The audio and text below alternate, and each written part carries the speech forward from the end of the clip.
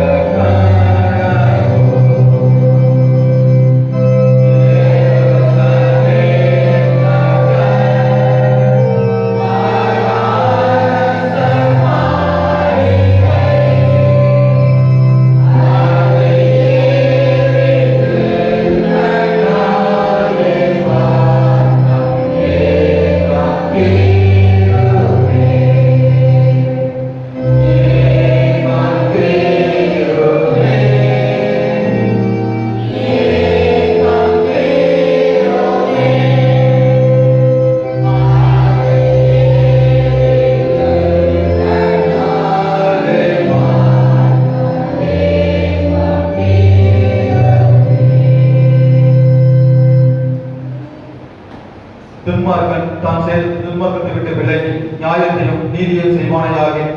அவன் தன் ஆத்மாவை பிழைக்க பண்ணுவான். என் மீறுதல்களை நான் அறிந்திருக்கிறேன். என் பாவம் எப்பொழுதும் எனக்கு முன்பாக இருக்கிறது. என் பாவங்களை பாராதபடிக்கு நீர் உன் முகத்தை மறைத்து என் அக்கிரமங்களை எல்லாம் நீக்கி அருளும். தேவனுக்கு இருக்கும் பலிகள் நறுமுண்டாவிதான். தேவனை நொறுங்குண்டதும் நறுங்குதமான இருதயத்தை நீர் பொறுக்கணியே. உங்கள் வஸ்திரங்களை அல்ல, உங்கள் இருதயங்களை கிழித்து உங்கள் தேவனாகிய கர்த்தரிடத்தில் திரும்புங்கள். அவர் இரக்கமும் மன உருக்கமும் நீடிய சாந்தமும் மிகுந்த கிருபை உள்ளவர். அவர் தீங்குக்கு மனஸ்தாபடிகரமாயிருக்கிறார். நம்முடைய தேவனாக ஆண்டவருக்கு விரோதமாக நாம் கலந்து பண்ணி அவர் நமக்கு முன்பாக வைத்த நியாய பிரமாணங்களை நடக்கத்தக்கதாக நாம் அவருடைய சத்தத்துக்கு செவிகொடாமல் போனோம். ஆனாலும் நம்முடைய தேவனாகிய கர்த்தரிடத்தில் இரக்கங்களும் மன்னிப்புகளும் உண்டு. கர்த்தாவை இதை தண்டியும், ஆனாலும் நான் அகமாய் போகாதபடிக்கு உங்களுடைய கோபத்தினாலே அல்ல மட்டாயும் மனம் திருப்புங்கள். பரலோக ராஜ்யம் சமீபித்திருக்கிறது. நான் எழுந்து என் தகப்பனிடத்திற்கு போய் தகப்பனை பரத்துக்கு விரோதமாகவும் உமக்கு முன்பாகவும் பாவம் செய்தேன். இனிமேல் விமானம் சொல்லப்படுவதற்கு நான் பார்த்து நல்ல இருப்பேன். கர்த்தாவே, ஜீவனுள்ள ஒருவன் உமக்கு முன்பாக நீதிமான் அல்லாததினாலே அடியே நியாயத்திற்கு பிரவேசியாதையோ. நமக்கு பாவம் இல்லை என்போமானால் நம்மை நாமே வஞ்சிக்கிறவர்களாக இருப்போம். சத்தியம் நமக்குள் இராது. நம்முடைய பாவங்களை நாம் அறிக்கையிட்டால் பாவங்களை நமக்கு மன்னித்து எல்லா அநியாயத்தையும் நீக்கி நம்மை சுத்திகரிப்பதற்கு கர்த்தர் உண்மையும் நீதியும் உள்ளவராக இருக்கிறார். பிரியமான சகோதரரே, நம்முடைய பரம்பிதாவாகிய சர்வ வல்லமையுள்ள தேவனுடைய அழிவில்லாத தயவினாலும் இரக்கத்தினாலும் பாவ மன்னிப்பை பெறுவதற்காக நாம் செய்த பலவிதமான பாவங்களையும் அக்கிரமங்களையும் ஒரு சன்னிதியில் மாயமாய் மறைத்துக் கொள்ளாமல் பணிவும் தாழ்மையும் துக்கமும் கீழ்ப்படுதலும் உள்ள இருதயத்தோடு வேத வசனம் பற்பல வாக்கியங்களில் நம்மை ஏவுகிறது. நாம் எக்காலத்திலும் தேவனுக்கு முன்பாக நம்முடைய பாவங்களை மனத்தமிழர்களிடம் என்பதுமன்றி அவருடைய திருக்கரங்களினாலே பற்றி கொண்ட மிக நபர்களுக்காக சோஸ்திரம் செலுத்தவும் மிகவும் சிறந்தவருடைய புகழை பிரஸ்தாபம் பண்ணவும் அவருடைய மகா பரிசுத்த வசனத்தை கேட்கும் நம்முடைய சரீரத்துக்கும் ஆத்மாவுக்கும் தேவைகளுக்காக வேண்டிக் கொள்ளவும் நாம் கூடி வந்திருக்கிற தருணத்தில் பாவங்களை அறிக்கையிடுவது நமது விசேஷத்த கடமையாக இருக்கிறது. ஆகியால் கேட்கிற நாம் யாவரும் சுத்த இதயத்தோடும் தாழ்ந்த சத்தத்தோடும் பரம கிருபாசன தண்டையில் என்னுடைய கூட சேர்த்து நான் தொழுகு பிரகாரம் சொல்ல உங்களை வேண்டிக் கொள்கிறேன். யாவரும் மனதால் படிக்கிட்டு பொதுவான பாவரிக்கை ஜபத்தை சேர்த்து எழுப்போம். சர்வ வல்லமையும் மிகுந்த இரக்கமும் உள்ள பிதாவே, தப்பிப்போன ஆடுகளைப் போல வழிகளை விட்டு வழிகளை அழைத்து போனோம். எங்கள் இருதயத்தின் யோசனைகளுக்கும் விருப்பங்களுக்கும் மிகவும் இணங்கி நடந்தோம். ஒரு பரிசுத்த கற்பனைகளுக்கு விரோதமாக குற்றம் செய்தோம். செய்தவைகளை செய்யாமல் தகாதவைகளை செய்து வந்தோம். எங்களுக்கு சுகமே இல்லை. ஆனாலும் ஆண்டவரே தேவரே, எங்கள் கர்த்தராகிய இயேசு கிறிஸ்துவின் மூலமாய் மனிதருக்கு அறிக்கை செய்த வாக்குத்தத்தங்களின்படியே நிர்வாகிக்கப்படும் குற்றங்களை எங்களுக்கு இறங்கும். தப்பிதங்களை அறிக்கையிடுகிற எங்கள் பொறுமையாயும் பாத்திரம் கொடுக்கப்படுகிறவர்களை சீர்படுத்தும்.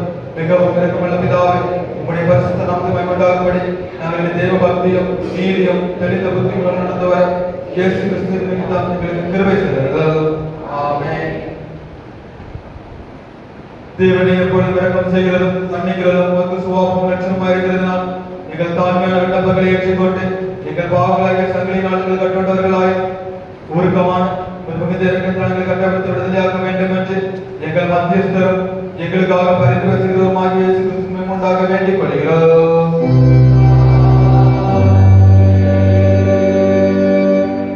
பரமண்டலங்களில் இருக்கிற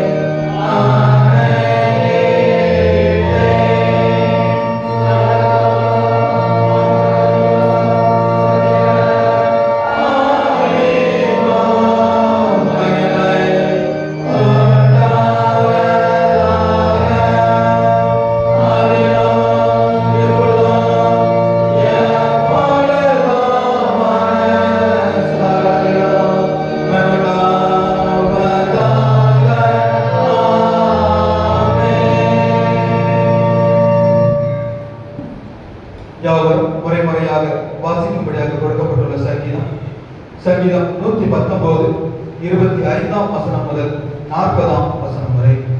சங்கீதம் 119 25ஆம் வசனம் முதல் 40ஆம் வசனம் வரை. என் ஆத்துமா மண்ணோடு ஒட்டி கொண்டிருக்கிறது, உமது வசனத்தின்படி என்னை உயிர்ப்பியும்.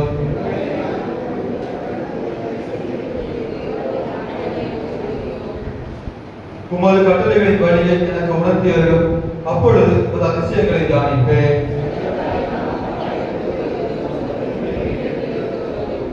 பொய் வழியை என்னை விட்டு விலக்கி உம்முடைய வேதத்தை எனக்கு அருள் செய்யும்.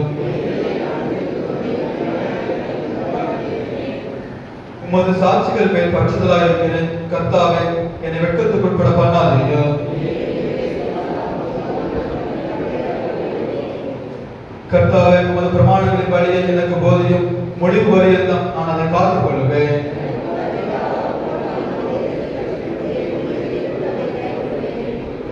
உமது கற்பனைகளின் பாதையில் என்னை நடத்தும்.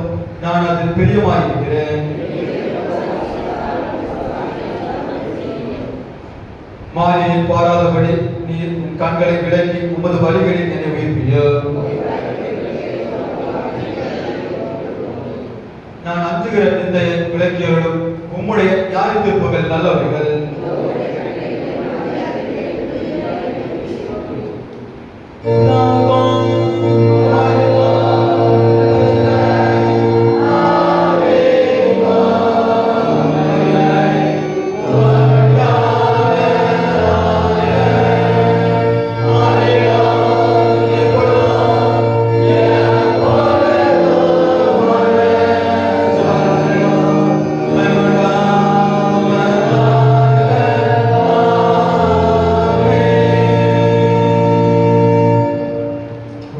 முதலாவது வேதபாரம் வாசிக்கிறேன்.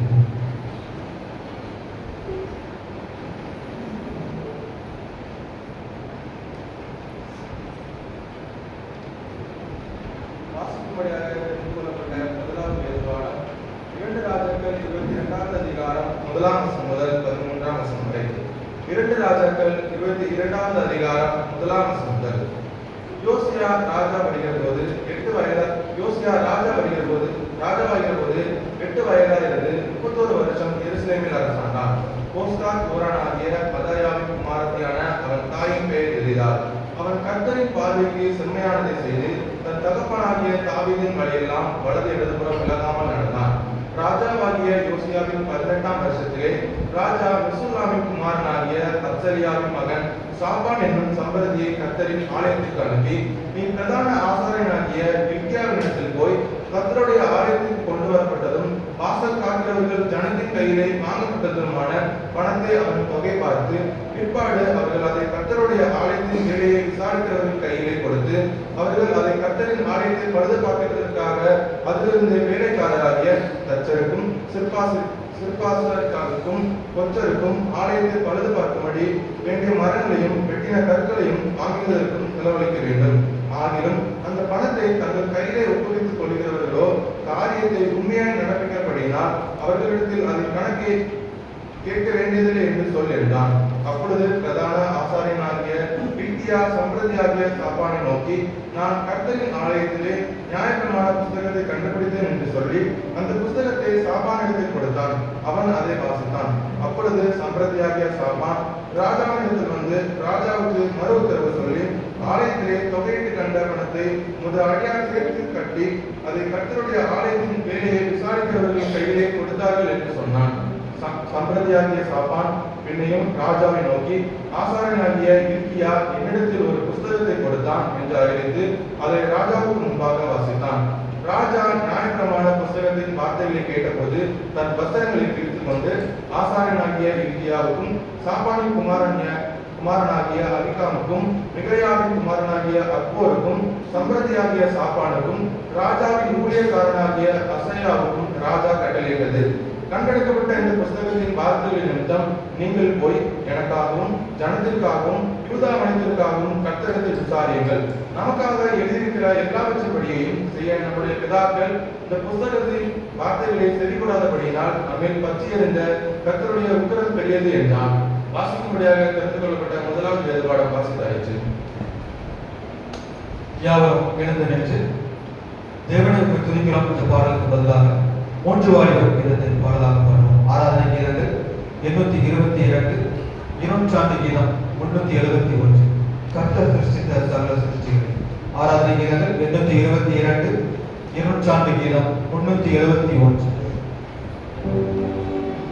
Come on.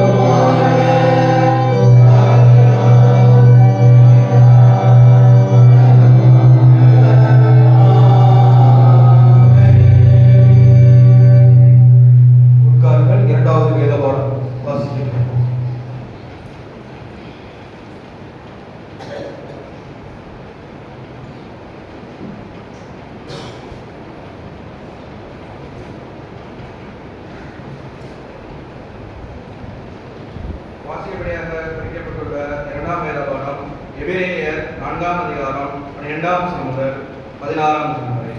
எபிரேயர் 4ஆம் அதிகாரம் 12ஆம் வசனம் முதல் 16ஆம் வசனம் வரை.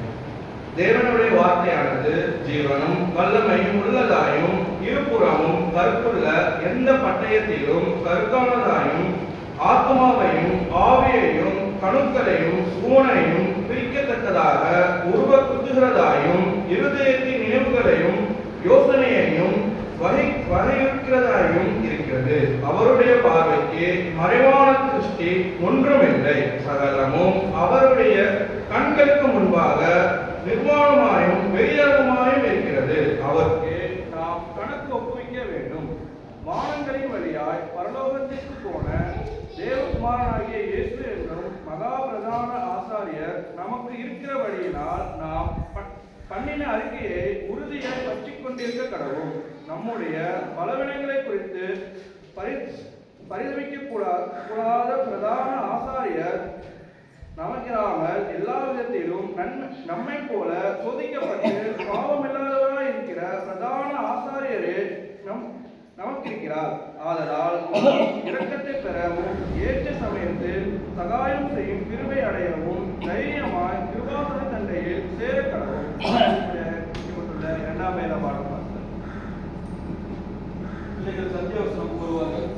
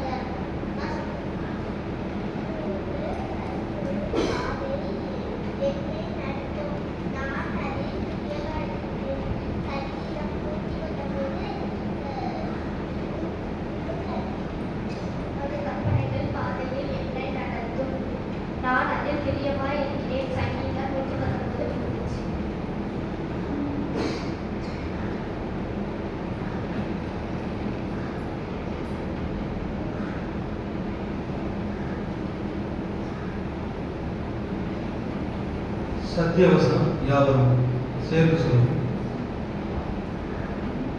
கர்த்தரின் வார்த்தை உமது கற்பனைகளின் பாதையில் என்னை நடத்தும், நான் அதில் பிரியமாக இருக்கிறேன். சங்கீதம் 119:35. வருகின்ற வாரத்திற்கான சத்தியவசனம் பயத்தின் பிடியிலிருந்து விடுதலை. 1 யோவான் 4ஆம் அதிகாரம் 18ஆம் வசனம். 1 யோவான் 4ஆம் அதிகாரம் 18ஆம் வசனம். அன்பிலே பயமில்லை, பூரண அன்பு பயத்தை புறம்பே தள்ளும். பயமானது வேதனை உள்ளது, பயப்படுகிறவன் அன்பில் பூரணப்பட்டவன் அல்ல.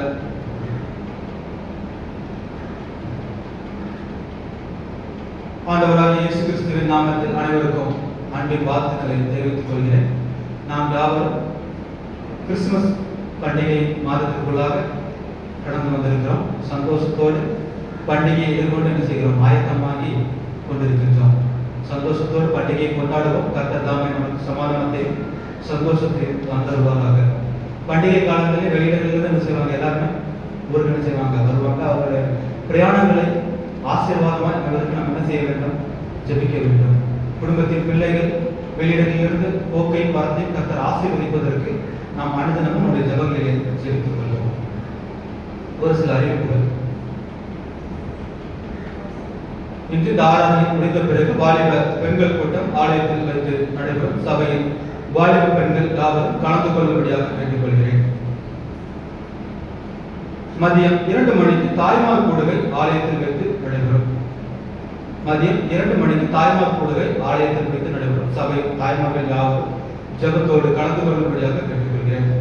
மாலை 3:30 மணிக்கு ஞாயிறு பாடசாலை வகுப்புகள் ஆலயத்தில் வைத்து நடைபெறும். மாலை 3:30 மணிக்கு ஞாயிறு பாடசாலை வகுப்புகள் ஆலயத்தில் வைத்து நடைபெறும். பெற்றோர்கள் பிள்ளைகளை பாடசாலை வகுப்புகளுக்கு அனுப்பி வைக்கும்படியாக கேட்டுக்கொள்கிறேன். இன்று இரவு ஆராதனை முடிந்த பிறகு இன்று இரவு ஆராதனையோடு கரண்ட் ஜப கூட்டம் சேர்ந்து நடைபெறும் என்பதை தெரிவித்துக் கொள்கிறேன். கரண்ட் ஜப கூட்டமானது இன்று இரவு ஆராதனையோடு சேர்ந்து நடைபெறும் என்பதை தெரிவித்துக் கொள்கிறேன். சபை மக்கள் யாரும் தங்களது கை பிரயாசங்களை ஆலய தீபோடிக்காக தந்து ஆசீர்வாதத்தை பெற்றுக் கொள்ளும்படியாக கேட்டுக்கொள்கிறேன்.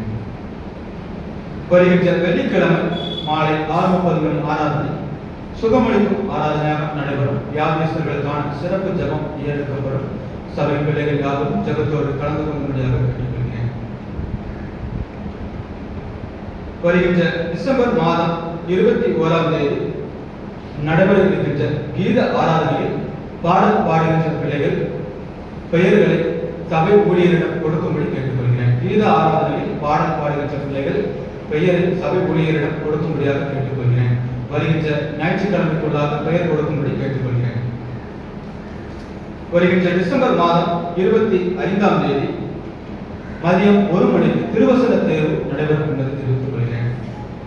வருகின்ற டிசம்பர் மாதம் 25ஆம் தேதி மதியம் 1 மணிக்கு திருவசன தேர்வு நடைபெறும் என்பதை தெரிவித்துக் கொள்கிறேன். திருவசன தேர்வு எழுதுவதற்கு ஆயத்தப்படுகின்ற அனைவரும் வசனங்களை நன்றாக படித்து கற்றுக்கொள்ள ஆயத்தப்படும்படியாக கேட்டுக்கொள்கிறேன்.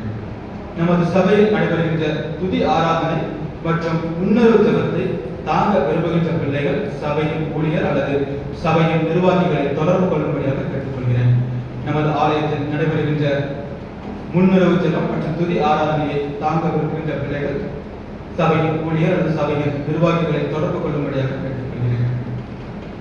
வருகின்ற ஞாயிற்றுக்கிழமை நமது ஆலயத்தில் பரிசுத்த திருவிருந்து ஆராதனையாக நடைபெறும். வருகின்ற ஞாயிற்றுக்கிழமை காலை ஆராதனை பரிசுத்த திருவிருந்து ஆராதனையாக நடைபெறும். சபை மக்கள் யாரும் ஜெபத்தோடு கலந்து கொள்ளும்படியாக கேட்டுக்கொள்கிறேன். வருகின்ற நாட்களில் பிறந்த நாள் மற்றும் திருமண நாள் ஆசிரியர்களின் பெயர்களை வாசிக்கிறேன். வருகின்ற நாட்களில் பிறந்த நாட்களை ஆசிரியர்கின்ற பிள்ளைகள் 7ஆம் தேதி ஐசக் பொன்துரை சன்னாம் வாக்கியநாதன் பல்லடம். 9ஆம் தேதி C Jesmin Erode, G Jensiya Bangalore, M H Selvaros Tiruvannamalai. 10ஆம் தேதி P John Gnanagan son of P Ponnaiya Vellore, G Joseph son of Gopi சாம்பல் குருக்கோடு. 12ஆம் தேதி J Stanley son of Jegamani சாம்பல் Hosur, L Aram son of P Lazar Jamakhandi. 13ஆம் தேதி P Samuel son of M Devairakkam Bangalore. இவர்கள் வருகின்ற நாட்களில் தங்களது பிறந்த நாளை ஆசிரிக்கின்றார்கள். திருமண நாட்கள் ஆசிரிக்கின்ற பிள்ளைகள் 9ஆம் தேதி ஜி தர்மசீலன் டி அண்ணா வனிதா செங்கல்பட்டு. 13ஆம் தேதி விகாஸ் சாமுவேல் ரேச்சல் ரீனா பெங்களூர். இவர்கள் வருகின்ற நாட்களில் தங்களது திருமண நாட்களை ஆசிரிக்கின்றார்கள். நமது சபையில் வருகின்ற நாட்களில் பிறந்த நாள் மற்றும் திருமண நாள் ஆசிரிக்கின்ற பிள்ளைகளுக்கு சபையின் சார்பாக வாழ்த்துக்களை தெரிவித்துக் கொள்கிறேன். இவர்களுக்கான வாக்குத்தத்த வசனம் உபாகமம் 28ஆம் அதிகாரம் 12ஆம் வசனம். உபாகமம் 28ஆம் அதிகாரம் 12ஆம் வசனம். ஏற்ற காலத்தில் உன் தேசத்திலே மழை பெய்யவும் நீ கையிட்டு செய்யும் வேலைகளை எல்லாம் ஆசீர்வதிக்கவும் கர்த்தர் உனக்கு தமது நல்ல பொக்கிஷ சாலையாகிய வானத்தை திறப்பார். நீ அநேகம் ஜாதிகளுக்கு கடன் கொடுப்பாய், நீயோ கடன் வாங்காதிருப்பாய். இப்பொழுது பாடகர் குழு ஒரு சிறப்பு கவி ஒன்றை பாடுவார்கள். நாம் அதை தொடர்ந்து அவர்களுக்காக ஜெபம் செய்வோம். Yeah.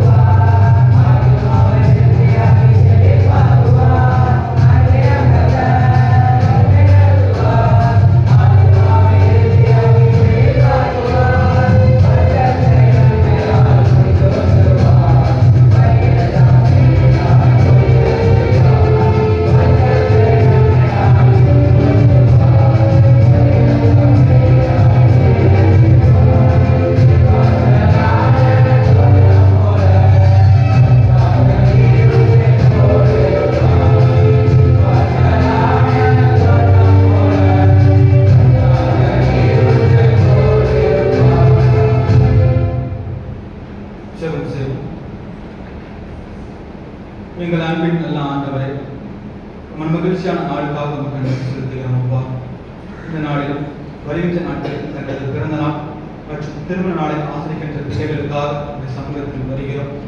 தேவன் தாமே இதோ உள்ளங்கையிலே வரைந்து வைத்திருக்கிறேன் என்று சொன்ன கருத்து உங்களுடைய பிள்ளைகளை நீதி வலதுகரத்தினால் தாங்கி வழிநடத்த வேண்டும் என்று ஜெபிக்கிறோம் அப்பா.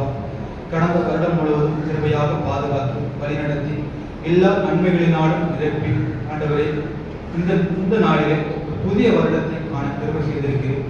அதுக்காக மக்கள் நன்றி செலுத்துகிறோம் அப்பா. இந்த புதிய ஆண்டு ஆசீர்வாதத்தின் ஆண்டாக ஆண்டவரே பிள்ளைகளுக்கு ஆசீர்வாதத்தின் நாட்களாக இருப்பதற்கும் கையிட்டு செய்கின்ற வேலைகள் எல்லாவற்றையும் ஆசீர்வதித்து ஆண்டவரே உங்களுடைய பொக்கிஷசாலியாக வானத்தை திறந்து வானத்தில் சகலவித ஆசீர்வாதத்தினாலும் பூமியில் உள்ள சகலவித ஆசீர்வாதத்தினாலும் இந்த பிள்ளைகளை நிரப்ப வேண்டும் என்று ஜெபிக்கிறோம் அப்பா. நல்ல சுகத்தோடும் பலத்தோடும் இந்த பிள்ளைகளை பாதுகாத்துக் கொள்ளும். இந்த புதிய ஆண்டிலே ஆண்டவரை இந்த பிள்ளைகள் எதிர்பார்த்து காத்துக் கொண்டிருக்கின்ற எல்லா காரியங்களிலும் எல்லா வேலைகளிலும் ஆண்டவரை ஐஸ்வர்யத்தையும் சமாதானத்தையும் ஆண்டவரை ஆசீர்வாதத்தையும் கட்டளையிட வேண்டும் என்று ஜெபிக்கிறோம். இப்பொழுது ஆண்டவரை பிள்ளைகளுடைய கருத்தை அர்ப்பணிக்கிறோம். நீரே பாதுகாத்து பொறுப்படுத்த வழி நடத்தும். மீட்பர் இயேசுவின் மூலம் ஜெபம் கேளும் ஜீவனுள்ள பிதாவே.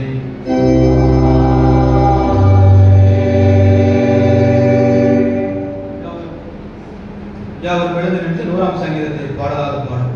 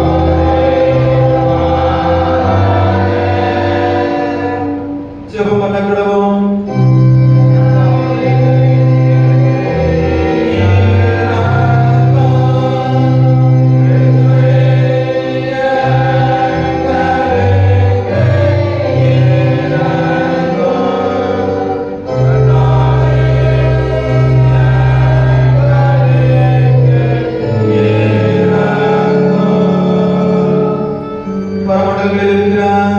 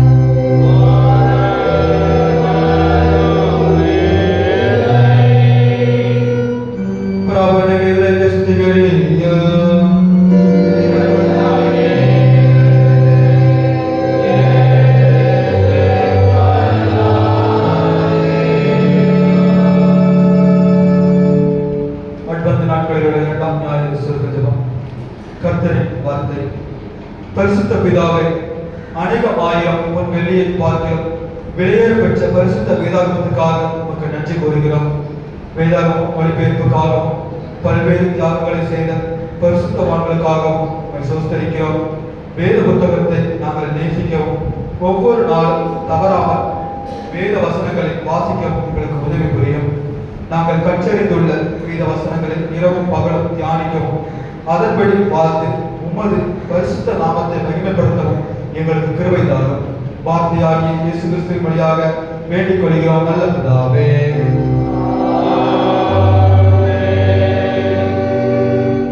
சமாதானத்துக்கு காரணம் ஏக சிந்தை பெருமாகிய தேவன், உம்மை அறிவதே நித்திய ஜீவன், உம்மை சேவிப்பதே மேசியாதியம்.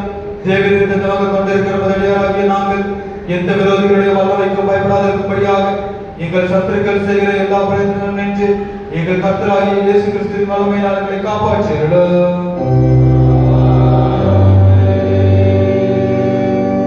சர்வ வல்லமையுள்ள நித்திய தேவனே, இந்நாள் வரைக்கும் எங்களை சுகமாய் நடத்தி வந்த எங்கள் பரமபிதாவாகிய கர்த்தாவே, இந்நாளில் மிகுந்த வல்லமையை எங்களை காப்பாற்றி நாங்கள் யாதொரு பாவத்துக்கு உட்படாமல் எவ்விதமான பரிசுத்தம் அகப்படாமல் ஒரு பார்வைக்கு நீக்க இருக்கிறது எப்பொழுதும் செய்கிறதற்கு நாங்கள் செய்கிற எல்லாவற்றையும் உம்முடைய ஆளுகை நடத்திட வேண்டும் என்று எங்கள் கர்த்தராகிய இயேசு கிறிஸ்து மூலமாய் வேண்டிக் கொள்கிறோம்.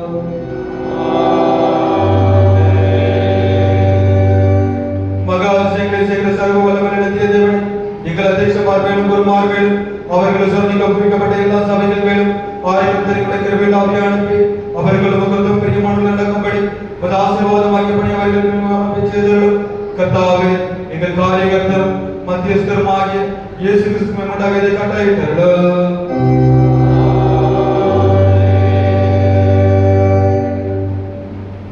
அருளுக்கு ஆயத்தமாக நாம் யாவரும் எழுந்து நின்று ஆராதனை கீதங்கள் 443, இருநூற்றாண்டு கீதம் 640, பாமாலை 47. ஆராதனை கீதங்கள் 443, இருநூற்றாண்டு கீதம் 640, பாமாலை 47. உலகின் வாஞ்சையான என் சுவாமி இயேசு.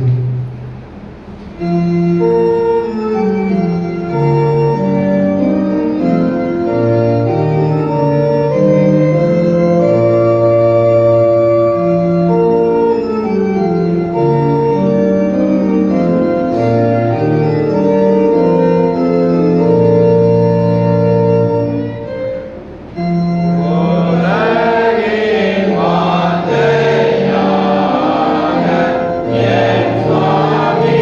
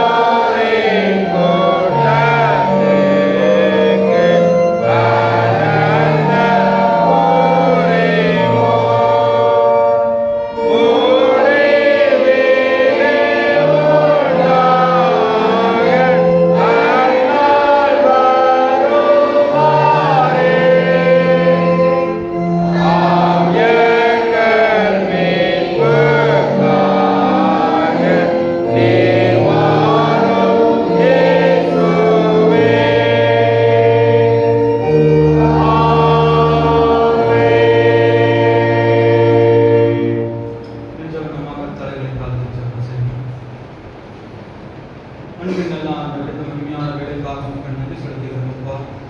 இந்த பரிசுத்தமான ஒரு நாள் ஆராதனையிலே ஆண்டவரே உங்களை துதிக்க உங்களை ஆராதிக்கவும் ஆண்டவரே இப்பொழுதும் உங்களுடைய வார்த்தைக்காக உங்களுடைய சமூகத்திலே காத்திருக்கிறோம் ஆண்டவரே. நீர் எங்களுக்கு வெளிப்படுத்த வேண்டிய காரியங்களை உங்களுடைய நாமத்தின் நிமித்தம் ஆண்டவரே உடைய பிள்ளைகளிடத்தில் நீங்கள் வெளிப்படுத்த வேண்டும் என ஜெபிக்கிறோம் அப்பா. உங்களுடைய கற்பனைகளை நாங்கள் கை கொள்ளவும் அதன்படி அதில் உள்ள காரியங்களை நாங்கள் கற்றுக்கொள்ளவும் தேவன் தாமே நீர் எங்களுக்கு கிருபை செய்ய வேண்டும் என்று நாங்கள் ஜெபிக்கிறோம் அப்பா. இப்பொழுதும் நீர் பேசும் நாங்கள் கேட்கிறோம். இப்ப இயேசுவின் மூலம் ஜெபம் கேளும் ஜீவனுள்ள பிதாவே. உட்காருங்கள். எல்லாரும் சந்தோஷமா இருக்கீங்களா? சரி, ஒரே ஒரு கேள்வி கேட்கலாமா? எத்தனை பேர் இன்னைக்கு பைபிள் கொண்டு வந்திருக்கீங்க? இன்னைக்கு என்ன ஞாயிறு? வேதாகமம் ஞாயிறு, அப்படிதானே? யாரெல்லாம் இன்னைக்கு பைபிள் கொண்டு வந்திருக்கீங்க?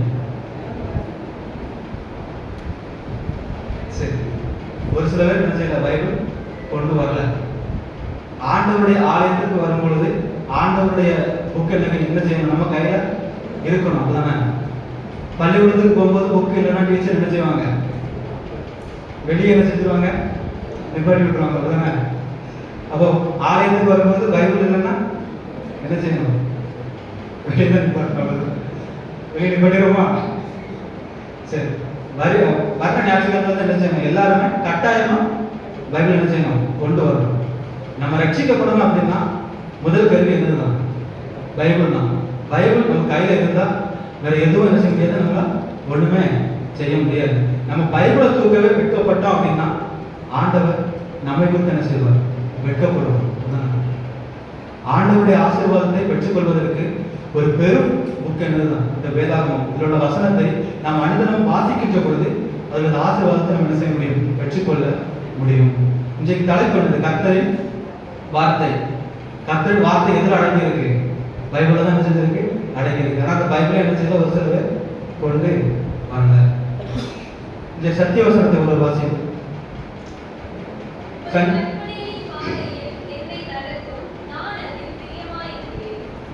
உமது கற்பனைகளின் பாதையில் என்னை நடத்தும்.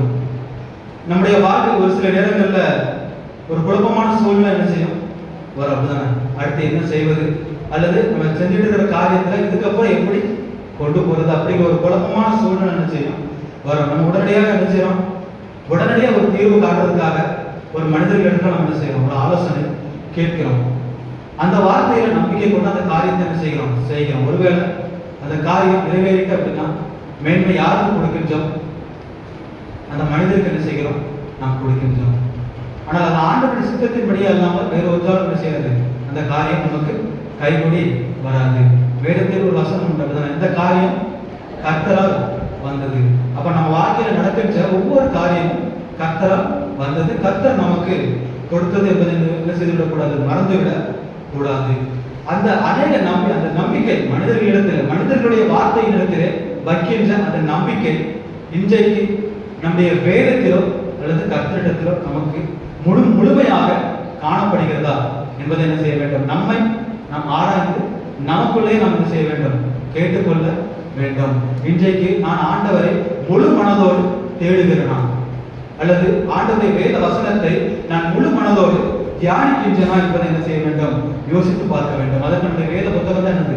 சாட்சி. இன்னைக்கு ஞாயிற்றுக்கிழமை எல்லாரும் என்ன செஞ்சிருவாங்க? மேக்சிமம் பைபிள் என்ன செஞ்சிருவாங்க? கொண்டு வந்துடுவாங்க.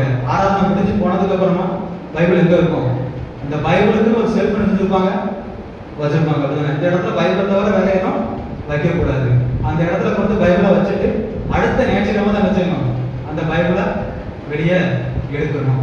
அப்படிங்கிற ஒரு எண்ணம் என்ன செய்யுது? இன்னைக்கு அநேகருக்கு இருக்குது. கோயிலுக்கு மட்டும் பைபிள் கொண்டு போனா போதும், வேற என்ன செய்யல, தேவைப்படாது அப்படிங்கிற ஒரு எண்ணம் அநேக பிள்ளைகளுக்குள்ளாக என்ன செய்கிறது? இருக்கின்றது. நம்முடைய வாழ்க்கையில எது நடந்தாலும் நம்ம அதை என்ன சொல்லிக்கிறோம்? ஆண்டவருடைய சித்தம் அப்படின்னு சொல்லி நினைச்சிடறோம், சொல்றோம். நம்ம வாழ்க்கையில இன்பமோ எது நடந்தாலும் அது ஆண்டவருடைய சித்தம் அப்படின்னு சொல்லி நினைச்சிடறோம், சொல்லிக்கிறோம். இன்றைக்கு நாம் பார்த்த கற்பனைகளின் பாதையில் என்னை நடத்தும். அப்ப எல்லாமே அவருடைய சித்தம் அப்படின்னு சொல்லும் போது நமக்கு எதற்காக இந்த கற்பனைகள் கொடுக்கப்பட்டது என்பதை என்ன செய்ய வேண்டும்? நாம் சிந்தித்து பார்க்க வேண்டும். ஆதாம் ஏவாள் என்ன செஞ்சாங்க? ஒரு சிறு பாவம் என்ன செய்தார்கள். அந்த பாவத்தின் நிமித்தமாக இந்த உலகத்துக்குள்ள என்ன வந்தது? பாவம் வந்தது.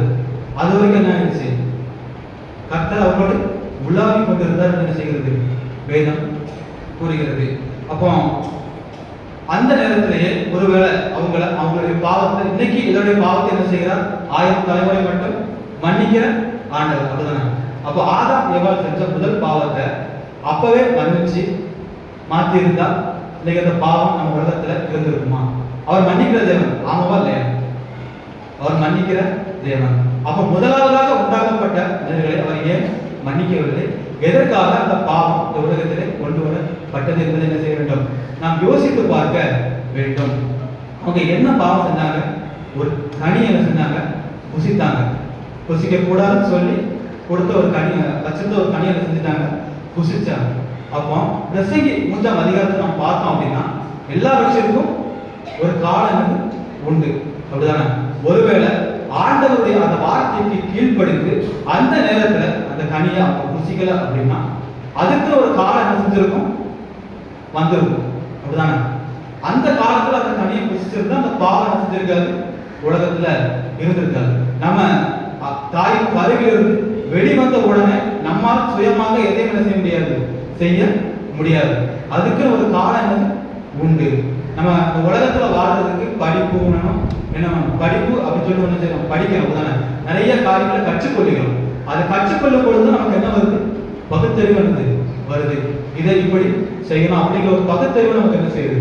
வருது. அப்போ ஆண்டவர் உண்டாக்கின அந்த மனிதர்கள் ஆதாமும் ஏவாளும் அப்போ ஆண்டவருடைய வார்த்தைக்கு கீழ்ப்படியாம அந்த நேரத்தில் என்ன செஞ்சாங்க? அவசரப்பட்டு அந்த கனியை என்ன செய்தார்கள்? புசித்தார்கள். அந்த கீழ்ப்படியாமை காரணமாக இப்போ உலகம் எப்படி அந்த பாவம் உலகத்துல வந்தது? அவசரம், அப்படிதானே? அவசரம் அதானே? எல்லா காரியத்திலும் ஒரு அவசரம். அந்த அவசரத்தினாலதான் இன்னைக்கு நம்ம எப்படி இருக்கோம்? பாவமுள்ள ஒரு சூழ்நிலை என்ன செய்யறோம்? வாழ்ந்து கொண்டிருக்கோம். ஒருவேளை கீழ்ப்படுத்தி இருந்தா எல்லாவற்றுக்கும் ஒரு காலம் உண்டு சொல்லிட்டு பைபிள் என்ன செய்யுது? சொல்லுது. அப்ப அந்த பைபிள் வசனத்தின்படி தான் கர்த்தர் என்ன செய்வார்? நம்மை நடத்துகிறார். அப்ப அந்த நேரத்துல அவங்க ஒருவேளை கீழ்ப்படுத்திருந்தாங்க அப்படின்னா அந்த கனியை ஏற்ற காலத்துல அவங்களுக்கு கொடுத்து என்ன செஞ்சிருப்பாரு? ஆசீர்வதிச்சிருப்பார், அப்படிதானே? அப்ப அந்த உலகம் எப்படி இருந்திருக்கும்? பாவம் இல்லாத ஒரு உலகமாக என்ன செஞ்சிருக்கோம்? இருந்திருக்கும். ஆனா நம்ம அவர்கள் செய்த ஒரு சிறு அவசர வேலை உலகத்தை பாவத்துக்குள்ளாக என்ன செய்தது? வாழ்த்தியது. நாமளும் என்ன செய்யணும்? பாவத்துக்குள்ளாக வாழ்ந்து கொண்டு இருக்கிறோம். எக்ஸாம்பிள் பாத்தீங்க அப்படின்னா இயற்கையா ஒருவேளை அந்த வயல்ல விதை விதைச்சாங்க அப்படின்னா எப்போ அறுவடை பண்ணலாம்? வருஷத்துக்கு 2 முறை, 6 மாசத்துக்கு ஒருக்கா என்ன செய்யலாம்? அறுவடை பண்ணலாம். ஆனா இப்ப எப்படி? ரசாயனம் அது இது போட்டு என்ன செய்யறாங்க? 3 மாசத்துக்கு ஒருக்கா என்ன செய்யுது? அறுவடை நடக்குது. அப்போ வருஷத்துக்கு 4 முறை, அப்படிதானே? அப்போ அவசரமா செய்யறதுனால ரசாயனம் சாப்பிட்டு கலந்த அந்த உணவுகளை சாப்பிட்டு நமக்கு என்ன செய்யுது? கர்த்தர் தந்த 6 நாட்கள் நமக்கு குறைகிறது. அப்ப நம்முடைய அவசரத்தினால நமக்கு நம்ம தான் பாதிக்கப்படுறோம். நம்முடைய அவசரத்தினால மற்றவர்கள் பாதிக்கப்படல. யார் பாதிக்கப்படுறா? நம்ம தான் என்ன செய்யறோம்? பாதிக்கப்படுறோம். அவசரமா சாப்பாடு வாங்குறதுக்காக நான் 2 மாசம் 6 மாசத்துக்கு ஒருக்க விளைய வேண்டிய விளைச்ச நம்ம என்ன செய்யறோம்? 3 மாசத்துல என்ன செஞ்சிடறோம்? விளைச்சிடறோம். அதே அவசரத்துல நம்ம என்ன செஞ்சிடறோம்? நம்முடைய ஆயுசு நாட்களை குறைத்துக் கொள்கிறோம். அவரால் தான் என்ன செய்ய ஆயுசு நாட்கள் பெருகும் அப்படின்னு வேத வசனம் கூறுகிறது. அப்ப நம்முடைய அவசரம் எப்படிப்பட்டதால் காணப்படுகிறது என்ன செய்கிறது? நாம் யோசித்து பார்க்க வேண்டும். சங்கீதம் 40 சங்கீதம் 1 வசனத்தை நாம் பார்த்தோமானால் ஒரு வாசிங்க. சங்கீதம் 40:1.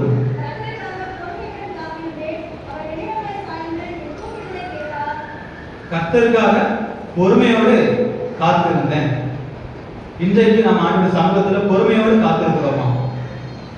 பொறுமையோடு காத்திருந்தோம். எல்லா காரியத்திலையும் நம்ம பொறுமையோடு காத்திருந்தோம் அப்படின்னா அந்தந்த காலத்துல எல்லா விஷயங்களும் செய்வார். கர்த்தர் எப்படி செய்வார்? நேர்த்தியாக என்ன செய்வார்? ஏனாதான் சொல்லி என்ன செய்ய மாட்டார்? செய்ய மாட்டார்.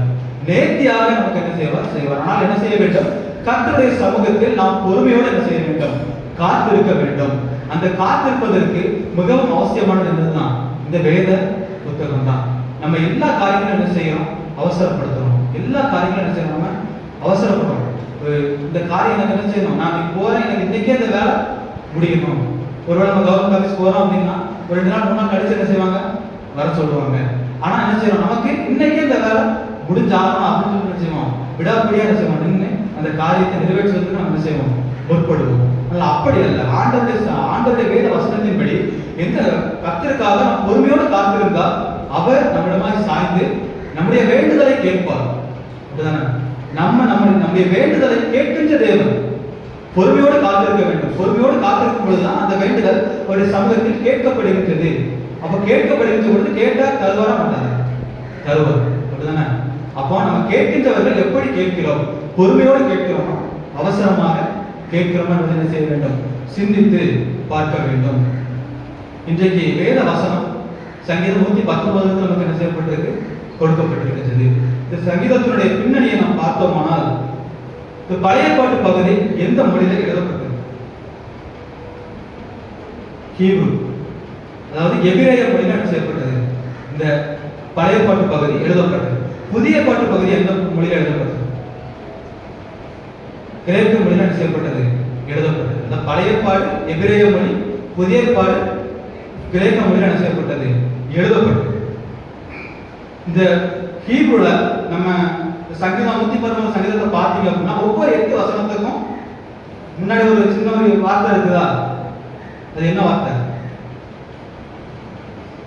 அதாவது நமக்கு தமிழ்ல மெய்யெழுத்துக்கள் எத்தனை? 18. அப்படிதானே? அப்போ இந்த அதே போல இந்த எபிரேய மொழிகள்ல உள்ள அந்த மெய்யெழுத்துக்கள் தான் என்னது? அதுல கொடுக்கப்பட்டிருக்கிற எழுத்துக்கள். எபிரேய எழுத்துக்கள் மொத்தம் 22 எழுத்துக்கள் என்ன செய்யப்படுகிறது? காணப்படுகிறது. 22 மெய்யெழுத்துக்கள் என்ன செய்யப்படுகிறது? காணப்படுகிறது. ஒவ்வொரு 8 வசனத்துக்கும் மேல அதுல என்ன போட்டிருக்கு? அந்த நமக்கு இங்கிலீஷ்ல ABCD இருக்கா? அதே மாதிரி ஒவ்வொரு 8 வசனத்துக்கும் மேல அது என்ன செய்யப்பட்டிருக்கு? அதனுடைய முதல் வார்த்தை என்ன செய்யப்பட்டிருக்கிறது? கொடுக்கப்பட்டிருக்கிறது. அந்த 8 வசனத்துக்கும் அந்த முதல் வசனம் என்ன செய்யப்படுகிறது? அந்த வார்த்தை என்ன செய்யுது? தொடங்குது. இப்போ 1வது வசனம் அதுக்கு மேல உள்ள வார்த்தை என்ன செய்யுது? தொடங்குது. அப்போ 9வது வசனம் அதுக்கு மேல உள்ள வார்த்தை என்ன செய்யுது? அதாவது அந்த எபிரேய மொழியில உள்ள அந்த வார்த்தை என்ன செய்கிறது? தொடர்ந்து நமக்கு அந்த தமிழ் மொழிபெயர்ப்பு என்ன செய்யப்பட்டிருக்கு? ஒவ்வொரு பாடா என்ன செய்யப்பட்டிருக்கு? கொடுக்கப்பட்டிருக்கிறது. இதுதான் அந்த மேல உள்ள அந்த வார்த்தைகளுடைய ஒரு அர்த்தம். இதை நாம் என்ன செய்ய வேண்டும்? கற்றுக்கொள்ள வேண்டும். ஆண்டுடைய வார்த்தையை மாற்றம் அல்ல, அந்த வார்த்தை எதிலிருந்து வந்தது, அது எப்படி வந்தது என்பதை என்ன செய்ய வேண்டும்? கற்றுக்கொள்வது நமக்கு மிகவும் ஒரு அவசியமான காரியமாக என்ன செய்கிறது? காணப்படுகிறது. இன்னொரு முக்கியமான காரியத்தை பார்த்தீங்க அப்படின்னா, நம்முடைய தமிழ் வார்த்தை எழுதும் பொழுது எப்படி எழுதுவோம்? வலது பக்கத்துல இருந்து என்ன செய்வோம்? இடது பக்கத்துல என்ன செய்வோம்? எழுதுவோம். ஆனா அந்த எபிரேய வார்த்தைகள் வந்து இடது பக்கத்துல என்ன செய்வாங்க? எழுதி வலது பக்கம், இடது பக்கத்துல எழுதி என்ன செய்வாங்க? வலது பக்கம் கொண்டு வருவாங்க. அப்போ ஒரு சில காரியங்களை நம்ம செய்ய வேண்டும். நாம் கற்றுக்கொள்ள நேரத்திலே அழைக்கப்பட்டிருக்கிறோம். இந்த வேதாகமத்தை முதலில் மொழிபெயர்த்தது யாரு? தமிழ் சீகன் வாழ். அநேக மிஷனரிகள் அவர்களுடைய ஆடம்பர வாழ்வை துறந்து நமக்காக இந்த நம்ம பகுதிகளில் வந்து என்ன செஞ்சாங்க? அவருடைய ஊழியத்தை செய்து நம்முடைய முன்னோர்களுக்கு அவருடைய வார்த்தைகளை கற்றுக் கொடுத்தது நிமித்தமாக இன்றைக்கு நாம் ஆசீர்வாதமாக என்ன செய்கிறோம்? இருக்கிறோம். அவர்கள் கொடுத்த அந்த வேத புத்தகத்தின் மூலமாக தான் நமக்கு என்ன செய்திருக்கிறது? நம்முடைய சந்ததியாருக்கு ஆசீர்வாதங்கள் என்ன செய்திருக்கிறது? வந்திருக்கிறது. அப்படிதானே? அப்போ நம்ம இந்த வேதத்தை வார்த்தைகளாக மட்டுமல்ல, அந்த வேதத்தின் அடிப்படைகளையும் நாம் என்ன செய்ய வேண்டும்? கற்றுக்கொள்கிறவர்களாக இருக்க வேண்டும். இந்த நாளிலே கொடுக்கப்பட்ட வேத வசனத்தின்படி, உமது கற்பனைகளின் பாதையில் என்னை நடத்தும், நான் அதில் பிரியமாய் இருக்கிறேன். இப்போ கற்பனைகள் எதற்காக நம்முடைய வாழ்வில் கொடுக்கப்பட்டது? ஒரு 10 கற்பனைகள் நம்ம திருவந்தாரம் என்ன செய்வோம்? வாசிப்போம். 10 கற்பனைகள் எதற்காக நம்முடைய வாழ்வில் கொடுக்கப்பட்டது என்பதை நம்ம என்ன செய்ய வேண்டும்? யோசித்து பார்க்க வேண்டும். ஏனென்றால் நம்முடைய வாழ்க்கை எப்படிப்பட்டதாக காணப்படுகிறது? பாவத்திற்குள்ளாக என்ன செய்கிறது? காணப்படுகிறது. நம்முடைய பாவத்திலிருந்து நம்முடைய ஆக்கினைக்கு நம்மை தப்புவிப்பதற்காக என்ன செய்யப்பட்டிருக்கு? இந்த 10 கட்டளைகள் நமக்கு கொடுக்கப்பட்டிருக்கின்றது. உமது கற்பனைகளின் பாதையில் என்னை நடத்தும் என்று என்ன செய்கிறோம்? நாம் நம்முடைய குதிரைகளின் வார்த்தையாக அதை சொல்லிவிடுகிறோம். அப்படிதானே? இன்றைக்கு நம்ம சொன்ன சிறுபிள்ளைகள் செஞ்சாங்க, வசனம் சொன்னாங்க, நாமும் என்ன செய்தோம்? வசனத்தை சேர்ந்து என்ன செஞ்சோம்? ஆண்டுடைய வசனத்தை சொன்னோம். உமது கற்பனைகளின் பாதையில் என்னை நடத்தும், நான் அது பிரியமாய் இருக்கிறேன். இதை நம்ம குதிரைகளிலிருந்து சொன்னோமா அல்லது உள்ளத்திலிருந்து சொன்னோமா? உள்ளத்திலிருந்து சொல்லியிருக்கோம். அப்ப உள்ளத்திலிருந்து சொன்னது நம்முடைய வாழ்க்கையில் காணப்படுகிறதா? உமது கற்பனைகளின் பாதையில் நான் பிரியமாய் இருக்கிறேன், அந்த பிரியம் நம்ம வாழ்க்கையில காணப்படுகிறதா? அவருடைய கற்பனைகளை கைக்கொள்ளுகிற பிள்ளைகளாக இன்றைக்கு நாம் வாழ்கிறோமா என்பதை என்ன செய்ய வேண்டும், யோசித்து பார்க்க வேண்டும். நம்மை கட்டுப்படுத்துவதற்காகவே இந்த 10 கட்டளைகள் என்ன செய்யப்பட்டது, கொடுக்கப்பட்டது. அப்படிதானே? நம்மை கட்டுப்படுத்துவதற்காகவே இந்த கட்டளைகள் என்ன செய்யப்பட்டது, கற்பனைகள் கொடுக்கப்பட்டது. ஏன்? மோசேயின் காலத்திற்கு முன்னதாக வாழ்க்கை எப்படிப்பட்டதாக காணப்பட்டது? மனமோட போக்கில் என்ன செய்யப்பட்டது, வாழ்க்கை காணப்பட்டது. எது தவறு எது தப்புன்னு சொல்றதுக்கு அங்க என்னல்ல, ஆள் இல்லை. அதனால அவங்க மனம் போன போக்கில் என்ன செஞ்சாங்க, வாழ்ந்து கொண்டு இருந்தார்கள். அப்போ சீனாய் மலையில என்ன செய்கிறார் ஆண்டவர், 10 கட்டளைகளை மோசேயினிடத்தில் என்ன செய்கிறார், கொடுக்கிறார். அந்த கானான் தேசத்தை அடைவதற்கு முன்னதாக இந்த கட்டளை அவர்களுக்கு என்ன செய்யப்படுகிறது, கொடுக்கப்படுகிறது. கானான் தேசத்தில் சென்று அவர்கள் எப்படி வாழ வேண்டும், இனி வருகின்ற நாட்களில் அவர்கள் எதை கடைபிடிக்க வேண்டும், எதை செய்ய வேண்டும், எதை செய்யக்கூடாது என்பதற்கு இந்த கட்டளைகள் என்ன செய்யப்படுகிறது, கொடுக்கப்படுகின்றது. கட்டளைகள் கொடுக்கப்படுவதற்கு முன் என்ன செய்ய வேண்டும், அந்த கட்டளைகள் ஆண்டவருடைய சமூகத்தில் அவர்கள் ஏற்றுக்கொள்ளப்படுவதற்கு முன்னதாக என்ன செய்ய வேண்டும், அவர்கள் தங்களை பரிசுத்தப்படுத்திக் கொள்ள வேண்டும். எத்தனை நாள் பரிசுத்தப்படுத்துவாங்க? 3 நாள் என்ன செய்வாங்க, பரிசுத்தப்படுத்துவாங்க. ஆண்டவருடைய இந்த பழையபாட்டு பகுதியில இந்த ஆகமங்கள் புத்தகத்தை வாசித்து பார்த்தீங்க அப்படின்னா அநேக நேரங்கள் அந்த 3 நாள் என்ன செய்வாங்க, பரிசுத்தப்படுத்தி ஆண்டவருடைய சமூகத்துக்கு நேராக போய் என்ன செய்வாங்க, காத்து கொண்டிருப்பார்கள். அப்போ நம்ம ஒவ்வொரு வாரமும் ஆண்டவர் சமூகத்தில் என்ன செய்கிறோம், ஆண்டவரை துதிப்பதற்காக வருகிறோம். ஆண்டவருடைய ஆலயத்திற்குள்ளாக நாம் பிரவேசிக்கின்ற பொழுது இன்றைக்கு நான் என்னை ஆராய்ந்து பார்த்தேனா, நான் என்னை பரிசுத்தப்படுத்தி கொண்டேனா என்று நாம் சிந்தித்திருக்கிறோமா, நாம் எண்ணி இருக்கிறோமா? இன்றைக்கு நான் பாவம் செய்தேனே, அந்த பாவத்தினால் ஆண்டவர் சமூகத்தில் பிரவேசிக்கின்றேன், அந்த பாவத்தை மன்னிப்பதற்கு ஆண்டவர் இருக்கின்றார். ஆனால் அதை அறிக்கையிடுவதற்கு நம்முடைய மனம் ஒத்துழைக்கின்றதா என்பதை என்ன செய்ய வேண்டும், யோசித்து பார்க்க வேண்டும். ஆண்டவருடைய சமூகத்தில் வருவதற்கு என்ன வேண்டும், பக்தி வேணும். இன்னொன்னு என்னது, பயம் வேண்டும். பயத்துடன் பக்தியுடன் என்ன செய்யணும், கர்த்தரை தொழுது கொள்ள வேண்டும். இப்போ சீனாய் மலையில் என்ன செய்யறாங்க, கீழே அவங்க ஜனத்தில் நிற்கும் பொழுது அவங்களுக்கு ஒரு எல்லை என்ன செய்யப்பட்டிருக்கு, கொடுக்கப்பட்டிருக்கு. அந்த எல்லையை தாண்டி அவங்க வந்து என்ன செஞ்சிருவாங்க, மாண்டு போயிடுவார்கள் என்ன செய்கிறது, வேதம் கூறுகிறது. அந்த கட்டளைகள் அவங்க காதுகள் கேட்க என்ன செய்யப்பட்ட மோசே வாசித்ததாக வேதம் என்ன செய்கிறது, கூறுகின்றது. கட்டளைகள் கொடுத்ததற்கு அடையாளமா, கட்டளைகள் கொடுத்த பிறகு என்ன ஏற்பட்டது, இடி மின்னல் எக்கால சத்தம் போன்ற அநேக காரியங்கள் என்ன செய்கிறது, ஏற்பட்டது என்று என்ன செய்கிறது, வேதம் நமக்கு கூறுகின்றது. அப்படிப்பட்டதான காரியங்களை நாம் பார்க்கின்ற பொழுது எப்படிப்பட்ட சூழ்நிலைகளில் இந்த கட்டளைகள் கொடுக்கப்பட்டது, பாவத்தில் வாழ்ந்த பிள்ளைகளுக்கு பாவத்தின் அடிமைத்தனத்திலிருந்து விடுதலையாக்கி அவர்களை பரிசுத்தப்படுத்துவதற்காக இந்த கட்டளைகள் என்ன செய்யப்பட்டது, கொடுக்கப்பட்டது. இன்றைய சமுதாயத்தில் இன்றைய நாட்களிலே நாம் இந்த கட்டளைகளை பின்பற்றி நடக்கிறோமா? அந்த கட்டளைகள் கொடுக்கப்பட்ட காரியங்கள் இன்னைக்கு என்னவா இருக்குது, பாவமாகவே காணப்படுகிறது. அதுதான் அந்த கட்டளைகளில் என்ன காரியங்கள் கொடுக்கப்பட்டிருக்கிறோ அதுதான் இந்த உலகத்தில் பாவமாக இன்னைக்கு என்ன செய்யப்படுகிறது, காணப்படுகிறது. பொய் சாட்சி சொல்லாதிருப்பாயாக. ஆனா பொய் என்ன செய்யலாம், பேசலாம். அப்படிதானே? ஒருவருக்கு ஒருவர் என்ன செய்யறது, கோபம் கொள்ளக்கூடாது. ஆனா கோபம் என்ன செய்யணும், வரணும். அப்போ ஆண்டவர் நம்ம எதை கடைபிடிக்க வேண்டும் என்று கொடுத்திருக்கின்ற ஒரு கட்டளைகளை அதை மாத்திரம் நாம் கடைபிடிக்காமல் எல்லாவற்றையும் செய்கின்றவர்களாக என்ன செய்கிறோம், இன்றைக்கு நாம் வாழ்ந்து கொண்டு இருக்கிறோம். அப்போ அதுல என்ன செய்யலாம், ஒண்ணுமே பின்பற்றப்படவில்லை. இல்லையா? சங்கீதம் 96:13 நியாய தீர்ப்பு நாள் வரும் பொழுது எல்லாத்துக்கும் என்ன செய்யப்படும், பதில் செய்யப்படும். அப்போ இந்த உலகத்துல நாம் ஆண்டவரை தேடாமல் என்ன செய்ய முடியாது, பரலோக ராஜ்யத்துல பிரவேசிக்க முடியாது. காலம் கையில் இருக்கின்ற பொழுது என்ன செய்ய வேண்டும், அதை பயன்படுத்திக் கொள்கிறவர்களாக நாம் என்ன செய்ய வேண்டும், இருக்க வேண்டும். நியாய தீர்ப்பு நாள் அந்த பிறகு ஆண்டவருடைய சமூகத்தை நோக்கி பார்த்தா பிரயோஜனம் இல்லை. ஆண்டவருடைய வருகை பொழுது என்ன உண்டாயிருக்கும், புலம்பலும் பற்கடிப்பும் இருக்கும், உண்டாயிருக்கும் என்ன செய்கிறது, வேதம் கூறுகின்றது. ஆனால் இந்த கிருபையின் காலத்திலே ஆண்டவருடைய வார்த்தை, கர்த்தரின் வார்த்தையை நாம் கேட்கின்றவர்களாக என்ன செய்கிறோம், இருக்கின்றோம். ஆனால் அதன்படி நடக்கின்றவர்களாக நாம் இருக்கின்றோம் என்பதை என்ன செய்ய வேண்டும், சிந்தித்து பார்க்க வேண்டும். இந்த வேத வசனத்தின்படி நாம் முதலாவதாக தியானிக்கின்ற காரியங்கள் அவருடைய கற்பனையின் வழியில் நாம் என்ன செய்ய வேண்டும், நடக்க வேண்டும். இதற்கு முன்னதாக கட்டளைகள் ஏன் கொடுக்கப்பட்டது, இந்த சங்கீதங்களின் பின்னணியை குறித்து நாம் என்ன செய்வோம், தியானித்தோம். ஆனால் இந்த கற்பனைகளின் வழியில் நடக்க நாம் என்ன செய்ய வேண்டும், என்ன செய்ய வேண்டும், யோசித்து பார்க்க வேண்டும். பாவத்தில் விழுந்த மனிதனுக்கு கர்த்தர் நியாயப்பிரமாணங்களை கொடுத்து வாழ்வில் ஒழுக்க நெறிகளை என்ன செய்தார்? கற்பித்தார். வாழ்வில் அவர்களுடைய வாழ்வை ஒழுக்க நெறியில் கொண்டு வருவதற்கு நியாயப்பிரமாணங்களை கொடுத்து என்ன செய்தார்? வழி நடத்தினார். 2 நாளாகமம் 17ஆம் அதிகாரத்திலே நாம் பார்த்தோமானால் யோசபாத் ராஜாவை பற்றி என்ன செய்யப்பட்டிருக்கிறது?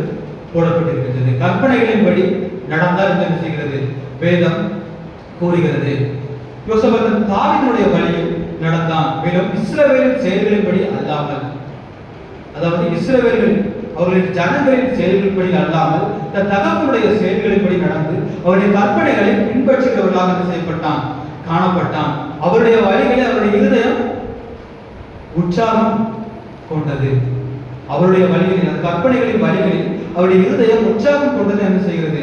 வேதம் கூறுகின்றது. விக்கிரக தோப்புகளை அகற்றியதுடன் கர்த்தருடைய வேதத்தை மக்கள் அறிய வேண்டும் என்பதை என்ன செய்தார்? ஆர்வம் காட்டினார். அந்த கர்த்தருடைய வேதத்தை வெளிப்படுத்துவதற்கு என்ன செய்கிறார்? தங்களுடைய பிரபுக்களை என்ன செய்கிறார்? ஜனங்களிடத்திலே அனுப்பி அந்த வேத வார்த்தைகளை வெளிப்படுத்துவதற்கு ஏற்பாடு செய்கிறதை நாம் காண முடிகின்றது. அவர் மாத்திரம் கற்பனைகளின் வழிகளில் நடக்கவில்லை, மற்றவர்களை கற்பனை வழிகளில் நடத்துவதற்கு அவர் முயற்சி எடுத்தார் என்று என்ன செய்கிறது? வேதம் கூறுகிறது. இந்த கற்பனைகளின் வழியில யோசபாத் ராஜா நடந்ததுனால அவருக்கு ஏற்பட்ட ஆசீர்வாதங்களை குறித்து நாம் பார்த்தோமானால் ஐஸ்வர்யமும் கனமும் என்னாயிடுச்சு? உண்டானது. ஐஸ்வர்யமும் கனமும் உண்டானது. சுற்றியுள்ள ராஜ்யங்களிடமிருந்து அவர் பாதுகாக்கப்பட்டார். சுற்றியுள்ள ராஜ்யங்களிடமிருந்து என்ன செய்யப்பட்டார்? அவர் பாதுகாக்கப்பட்டார் என்று என்ன செய்கிறது? வேதம் கூறுகின்றது. வர வர மிகவும் பெரியவனாகி கோட்டைகளை கட்டினார். லட்சத்துக்கும் அதிகமான பராக்கிரமசாலிகள் அவனுக்கு என்ன செய்தார்கள்? இருந்தார்கள் என்று என்ன செய்கிறது? வேதம் கூறுகின்றது. இதையெல்லாம் அவர் எப்படி பெற்றுக்கொண்டார்? ஒரு மிகப்பெரிய ராஜா பணத்தினால் பெற்றுக்கொண்டாரா அல்லது பதவியினால் பெற்றுக்கொண்டாரா? ஆண்டவருடைய கற்பனைகளின்படி நடந்ததினாலே அவர்களுக்கு இந்த ஆசீர்வாதம் என்ன செய்தது? கிடைத்தது. இன்றைக்கு நாம் நம்முடைய வாழ்விலே கற்பனைகளை கைக்கொள்ள முடியவில்லை என்றால் நாம் எதை குற்றம் சாட்டுகிறோம்? இந்த உலகத்தின் சூழ்நிலை என்னை பாவம் செய்ய வைத்தது, இந்த உலகத்தின் சூழ்நிலை என்னை தவறு செய்ய வைத்தது என்று என்ன செய்கிறோம்? உலகத்தின் மீது பழியை போட்டுவிட்டு நம்மை நாம் என்ன செய்கிறோம்? தப்பு வைத்து கொள்ளுகிறோம். அப்படிதானே? அப்போ ஆண்டவராகிய இயேசு கிறிஸ்து இந்த மனிதனாக இந்த உலகத்துக்கு வந்தபோது இந்த உலகம் பாவத்தினால் நிறைந்ததை அவர் கண்டார். அப்போ எனக்கு என்னன்னு சொல்லிட்டு அவர் என்ன செஞ்சு விடல? போய்விடல. உலகத்தின் மேல பழியை போட்டுவிட்டு அவர் என்ன செஞ்சு விடல? விலகி செல்லவில்லை. அந்த பழியை தான் ஏற்றுக்கொண்டார். அப்படிதானே? இந்த உலகத்தின் மேல் விழுந்த உலக மனிதர்கள் செய்த பழியை அவர் தாமாக என்ன செய்தார்? ஏற்றுக்கொண்டார் என்று செய்கிறது வேதம் கூறுகிறது. கலாத்தியர் 3ஆம் அதிகாரம் 13வது வசனத்தை ஒருவர் வாசியுங்கள்.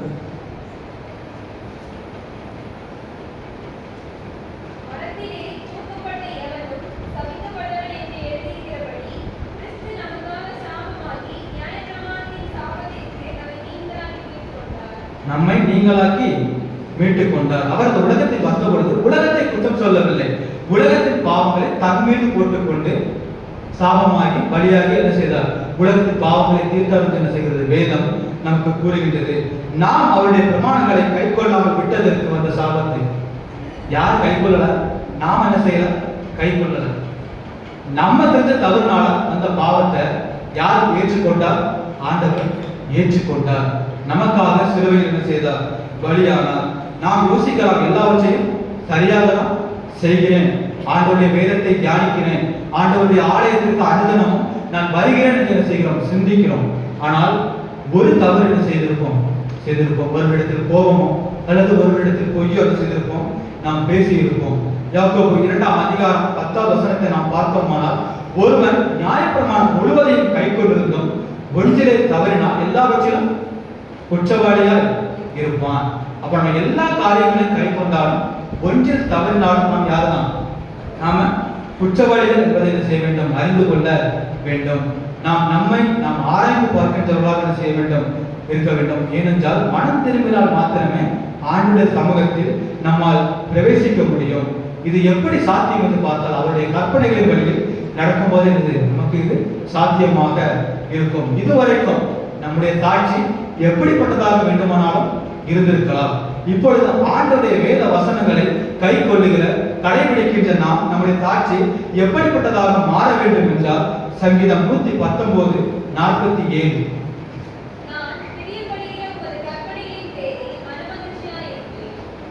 ஆண்டவருடைய வேத வசனத்தில் நான் மனமகிழ்ச்சியாய் இருக்கிறேன் என்று என்ன செய்யணும்? அந்த சாட்சி நம்மிடத்திலே வெளிப்பட வேண்டும். உமது கற்பனைகளின் பாதையில் என்னை நடத்தும், நான் அதில் பிரியமாய் இருக்கிறேன். அது நடக்கின்ற பொழுது மனமகிழ்ச்சியாய் இருப்பேன் என்று என்ன செய்கிறது? சாட்சியாய் நம்மை அது வெளிப்படுத்துகின்றது என்பதை என்ன செய்ய வேண்டும்? யோசித்து பார்க்க வேண்டும். ஆண்டவருடைய வசனத்தை கை கொள்கிறதுனால் நமக்கு அநேக ஆசீர்வாதங்கள் உண்டு.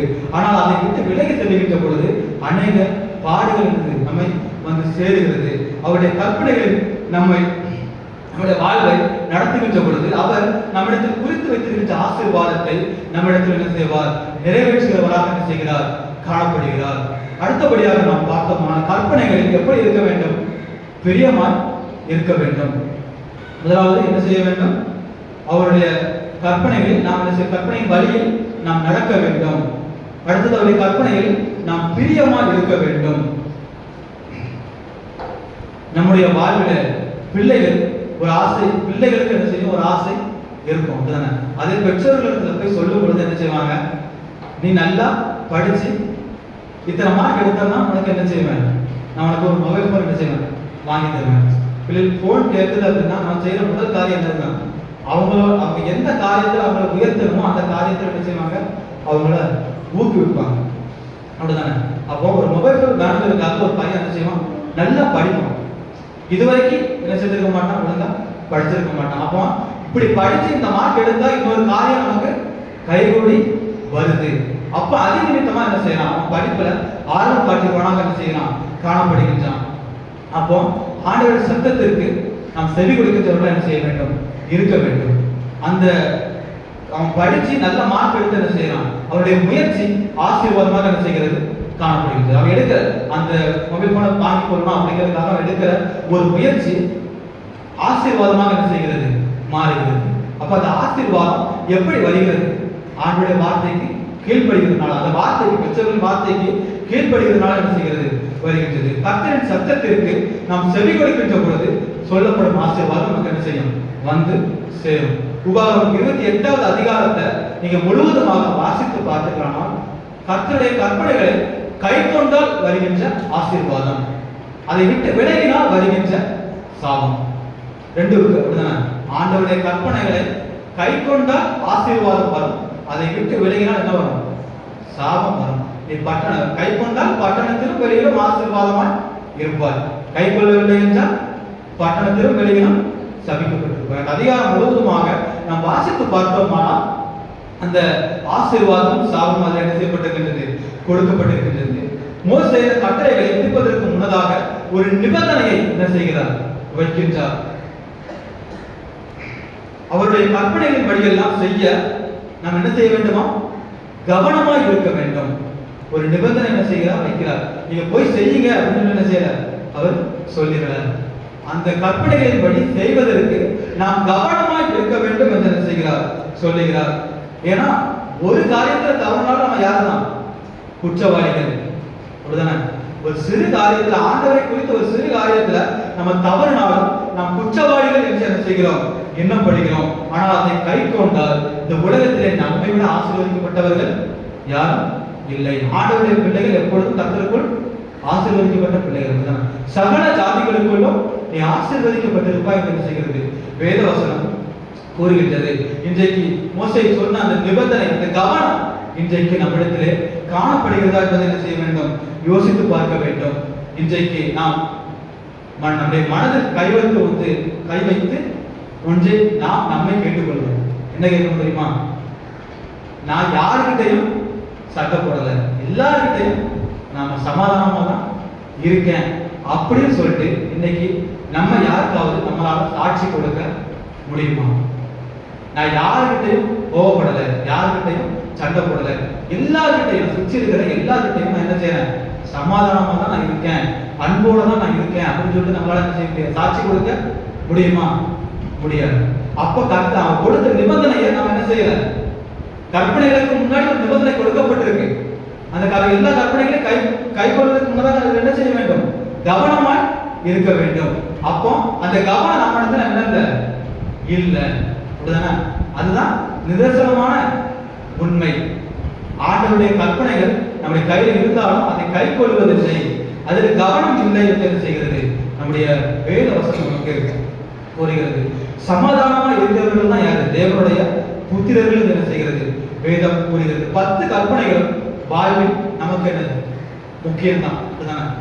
10 கற்பனைகள் நமக்கு என்னது முக்கியமா இல்லை? புதிய பாட்டில் எத்தனை கற்பனைகள் நமக்கு கொடுக்கப்பட்டிருக்கிறது? 2 கற்பனைகளாக என்ன செய்யப்பட்டிருக்கு? பிரித்து கொடுக்கப்பட்டிருக்கிறது. எதற்காக இந்த 10 கட்டளைகள் 2 கற்பனைகளாக கொடுக்கப்பட்டது? அதாவது மோசே மலையிலிருந்து இறங்கி வரும்பொழுது எத்தனை கற்பனைகள் மேல வைத்திருந்ததாக வேதத்தில் போடப்பட்டிருக்கு? 2 கற்பலகைகள் கையில் வைத்திருந்ததாக என்ன செய்யப்பட்டிருக்கு?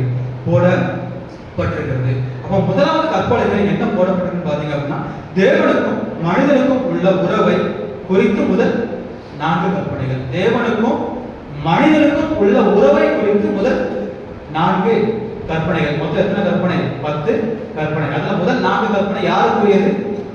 ஆண்டவருக்கும் நமக்குமான ஒரு கற்பனைகள் என்ன செய்யப்பட்டிருக்கு? போடப்பட்டிருக்கின்றது.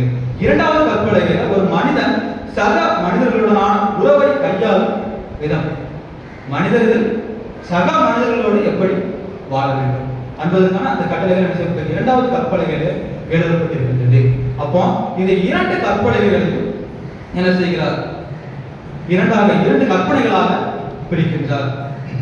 மத்தேயு 22ஆம் அதிகாரம் 37 முதல் 39ஆம் வசனத்தை நாம் பார்த்தோம்னா, உன் தேவனாகிய கர்த்தரிடத்தில் உன் முழு இதயத்தோடும் உன் முழு ஆத்மாவோடும் உன் முழு மனதோடும் அன்பு கூறுவாயாக. இது என்னது? முதலாவது கற்பனை.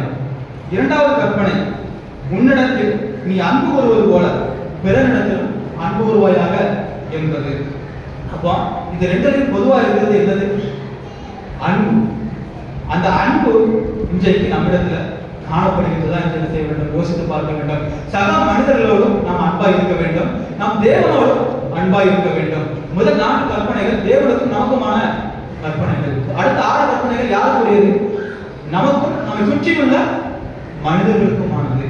அப்போ அந்த கட்டளைகளின்படி நடந்தாலே நம்முடைய வாழ்க்கை எப்படி இருக்கிறோம்? ஆசீர்வாதமாக இருக்கும் என்பதை என்ன செய்யக்கூடாது? மறந்துவிடக் கூடாது. உண்மையான இயேசுவின் சீஷன் தான் அறிந்த காரியங்களில் தான் அறியாத காரியங்களில் யாரை சார்ந்திருப்பான்? ஆண்டவர் தான் என்ன செய்திருப்பான்?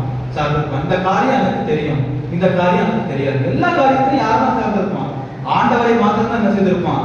சார்ந்திருப்பான். தன்னுடைய வாழ்வில் தேவன் கொண்டிருக்கும் சித்தத்திற்கு புறம்பாக தனக்குன்னு ஒரு லட்சியமும் தனக்குன்னு ஒரு சித்தமும் என்ன செய்திருக்க மாட்டான், வச்சிருக்க மாட்டான். அப்படிதானே?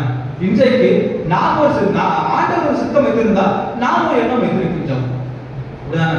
நம்முடைய பிள்ளைகளை குறித்து ஆண்டவர் ஒரு சித்தம் வைத்திருப்பார், அவர்களை குறித்து நாமும் ஒரு சித்தம் என்ன செய்திருக்கிறோம்? வைத்திருக்கின்றோம். அப்படி அல்ல, ஆண்டவர் குறித்த சித்தத்திற்கு மாறாக நாம் என்ன செய்யக்கூடாது? சிந்திக்க கூடாது என்று தெரிஞ்சுகிறது வேதம் கூறுகிறது. இப்படி தேவனையே மையமாக கொண்டிருக்கும் இப்படி இருக்கிறவர்கள் மாத்திரம் என்ன செய்ய வேண்டும்? தேவன் தன்னிடத்தில் வெளிப்படுத்திய அன்பை அவர்கள் மற்றவர்களிடத்தில் என்ன செய்ய முடியும்? வெளிப்படுத்த முடியும்.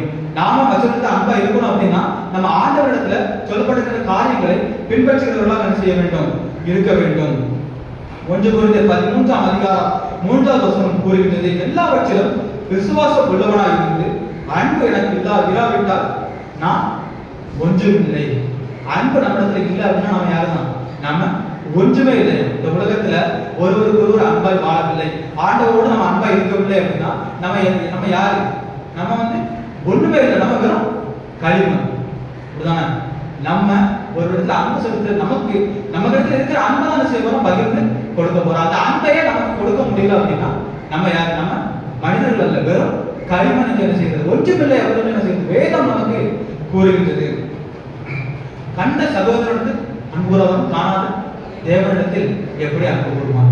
நம்ம சுற்றி இருக்கிறவங்ககிட்டே நமக்கு அன்பு இல்லை அப்படின்னா ஆண்டவரிடத்துல நமக்கு எப்படி நம்முடைய அன்பை வெளிப்படுத்த முடியும் என்று என்ன செய்கிறார்? வேதம் கூறுகின்றது. அன்பு சகலத்தையும் தாங்கும், சகலத்தையும் தாங்கும். அப்போ அந்த அன்பு நமக்கு இருந்தாலே சகலத்தையும் ஆசீர்வாதமாக நமக்கு என்ன செய்ய முடியும்? பெற்றுக்கொள்ள முடியும். இன்றைக்கு தேவனுடைய பிள்ளைகளாய் நாம் இருக்க வேண்டும் என்றாலே நமக்கு என்ன வேணும்? அன்பு வேணும். பிரதான கற்பனையே என்னதுதான்? அன்புதான். அப்போ அந்த அன்பே நமக்கு இல்லைன்னா நம்ம என்ன ஒன்றுமே இல்ல. ஆண்டவருடைய பிள்ளைகளை வாழ வேண்டும் என்றாலே இன்றைக்கு நம்மிடத்தில் என்ன வேண்டியிருக்கு? அன்பு வேண்டியதாக காணப்படுகிறது.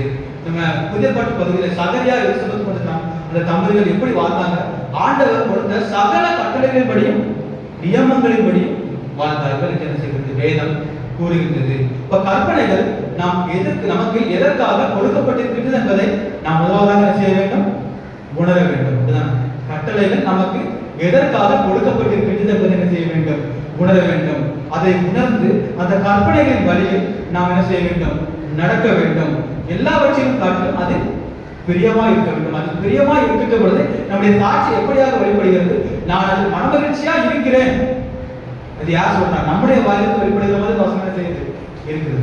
அப்ப மனமகிழ்ச்சியா இருக்கிறேன் அப்படின்னு சொல்லி ஒரு சாட்சி நம்மிடத்துல இருந்து வெளிப்படுகிறது. அது ஆண்டவருடைய வேத வசனத்துல நாம் பிரியமா இருந்தால் மாத்திரமே என்ன செய்ய முடியும்?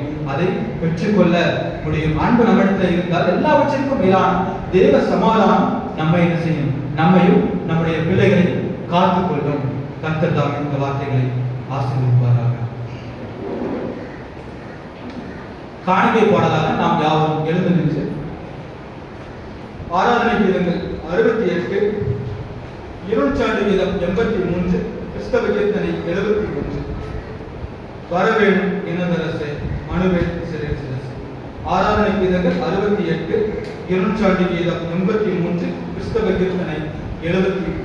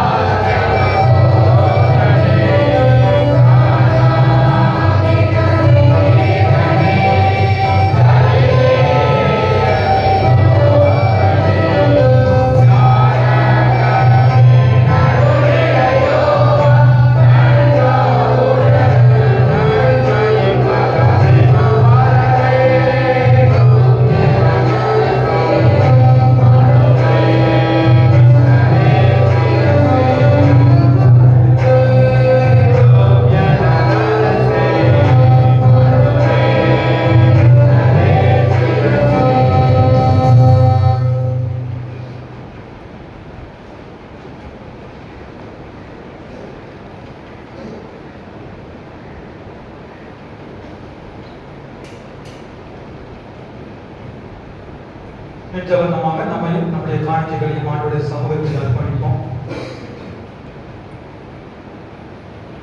எங்கள் அன்பின் நல்ல ஆண்டவரே, மகிழ்ச்சியான நாளுக்காக உங்களுக்கு நன்றி செலுத்துகிறோம் அப்பா. இந்த நாளிலும் ஆண்டவருடைய பிள்ளைகள் உடைய சமூகத்தில் படைத்திருக்கின்ற பைக்காணிகள் சோதர காணிகள் எல்லாவற்றையும் உங்களுடைய கருத்தில் அர்ப்பணித்து ஜெபிக்கிறோம் ஆண்டவரே. உடைய பிள்ளைகள் எந்த முகாந்திரத்தோடு இந்த காணிகளை படைத்திருக்கின்றார்களோ அந்த நோக்கம் உடைய பிள்ளைகள் வாழ்வில் ஆசீர்வாதமாக நிறைவேறவும் ஆண்டவரே. சோதர காணிகள் படைத்திருக்கின்ற பிள்ளைகளின் நோக்கங்கள் நிறைவேற ஆண்டவரே காணிக்கைகள் பயன்படுத்தப்படுகின்ற காரியங்கள் ஆசீர்வாதமாக இருப்பதற்கும் கிருபை செய்ய வேண்டும் நாங்கள் ஜெபிக்கிறோம் அப்பா. இந்த உலகத்திலே நீர் எங்களுக்கு தந்திருக்கின்ற ஆசீர்வாதத்தின் பலனை ஆண்டவரே மிகுதியின் பலனை உடைய சமூகத்திலே நாங்கள் படைப்பதற்கு நீர் கொண்ட சித்தத்திற்காக உங்களுக்கு நன்றி செலுத்துகிறோம் அப்பா. காணிக்கைகளை கருத்தில் அர்ப்பணிக்கிறோம். நீரை ஏற்றுக்கொள்ளும் ஆசீர்வதியும் மீட்பர் இயேசுவின் மூலம் ஜெபங்களும் ஜீவனுள்ள பிதாவே.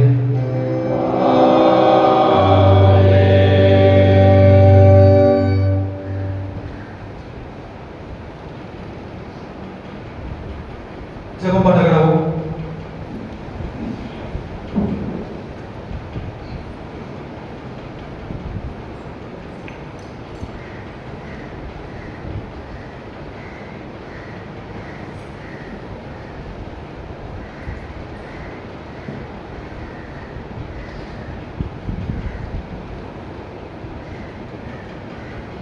பொதுவான சோத்திர ஜெபத்தை நாம் யாரும் சேர்ந்து ஏறெடுப்போம்.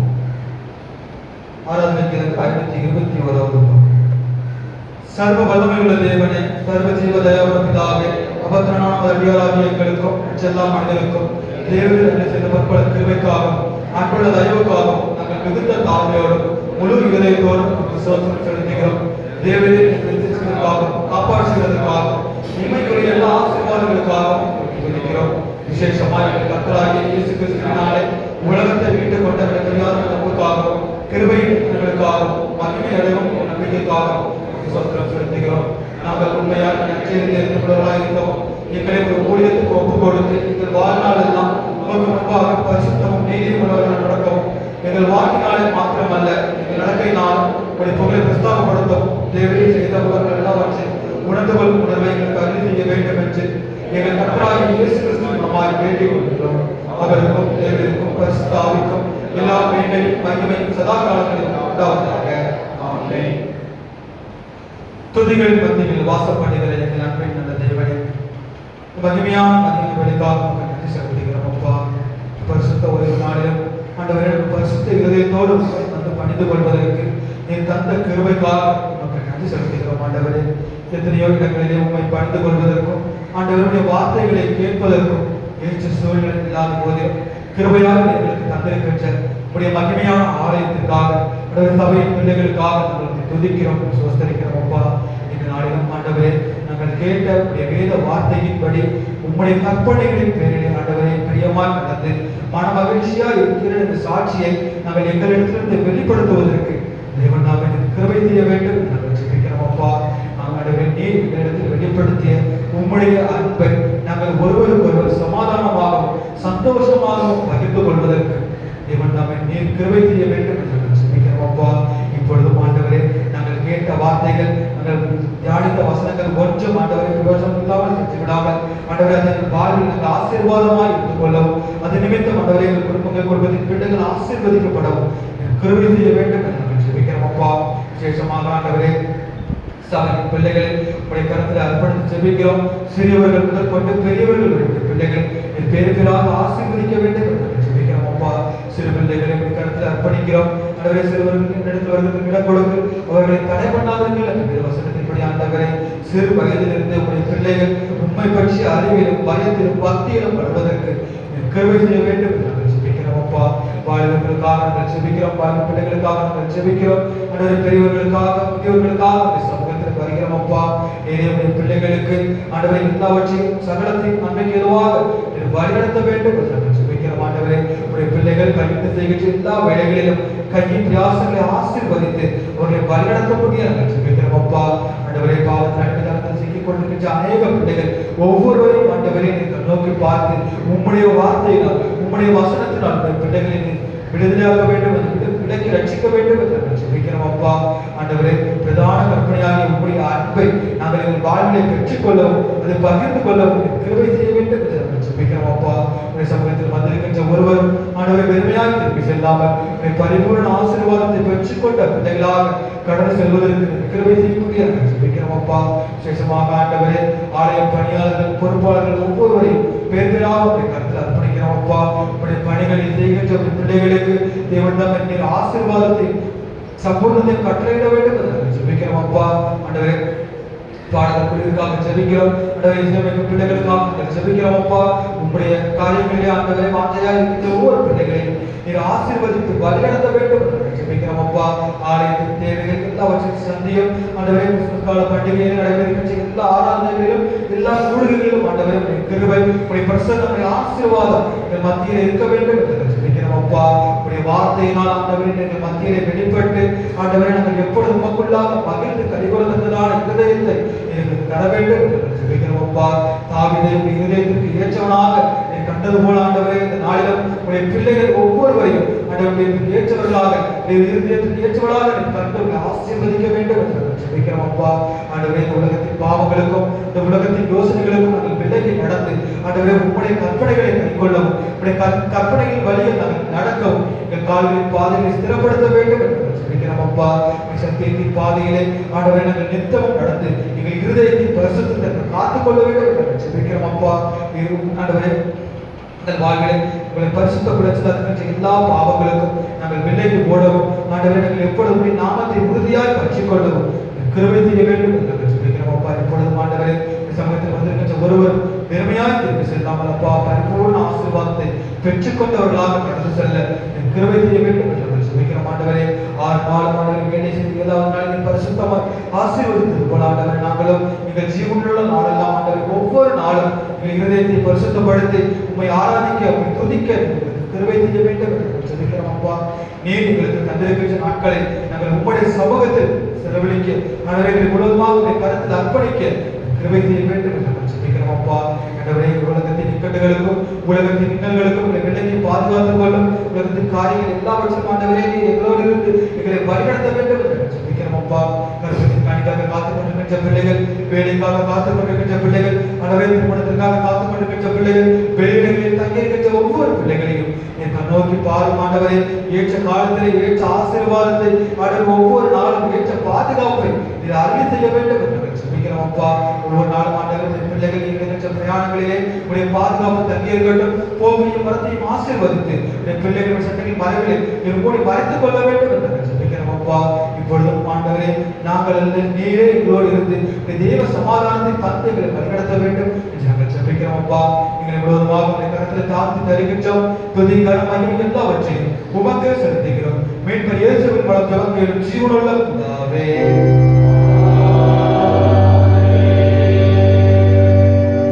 இத்தருணத்தில் வரப்பட்ட விண்ணப்பிற்கு பொதுவான விண்ணப்பங்களை செய்ய எங்களுக்கு கைவிடுத்த சர்வ வல்லமையுள்ள தேவனே, 2 பேராவது 3 பேராவது நாமத்தினாலே கூடி வரும் பொழுது அவர்கள் கேட்கிற வாக்கு இருக்கிறது கர்த்தாவே. உமது அடியாராக எங்களுக்கு வேண்டிய நன்மைகள் உண்டாக எங்கள் விருப்பங்களையும் வேண்டுதல்களையும் இப்பொழுது நிறைவேற்றி இம்மையிலே சிந்தித்திருக்கிற அறிவையும் மறுமையில் நித்திய ஜீவனையும் எங்களுக்கு கட்டளையிட்டது.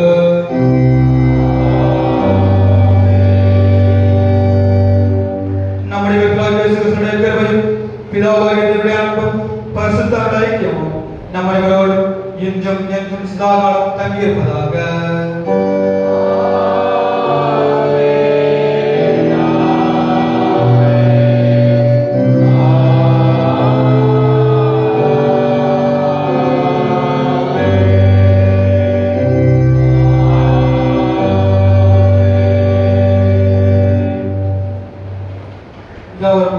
நிறைவு கீதமாக ஆராதனை கீதங்கள் 833, 200 கீதம் 88. ஆராதனை கீதங்கள் 833, 200 கீதம் 88. கடைசி 5 கவியை மாத்திரம் போடுறேன். Amen.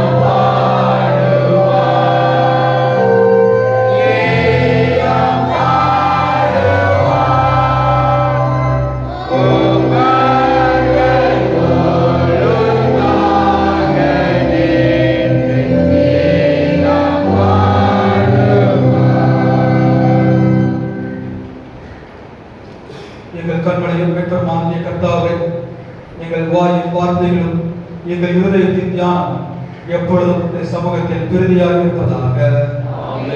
கர்த்தர் உங்களோடு இருப்பாராக. தேவ சமாதானத்துடனே போய் வருகிறார்.